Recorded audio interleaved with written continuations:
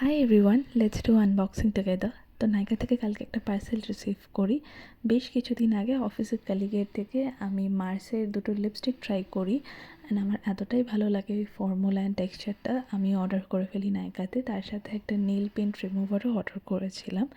Basically যে দুটো shade আমি ট্রাই করেছিলাম তার থেকে একটা শেড আমি হুবহু অর্ডার করে ফেলি আর একটা শেড আমার পছন্দের মতো অর্ডার করি। তো মার্সের এই দুটো লিপস্টিকই বুলেট লিপস্টিক, আর এই দুটো লিপস্টিকই একদমই ক্রিমি ম্যাট একটা লিপস্টিক, যেখানে মোটামুটি নিউড রেঞ্জেরই আমি সব কিছু পেয়েছি, সেরকম ডার্ক রেঞ্জেস কিছু ছিল না।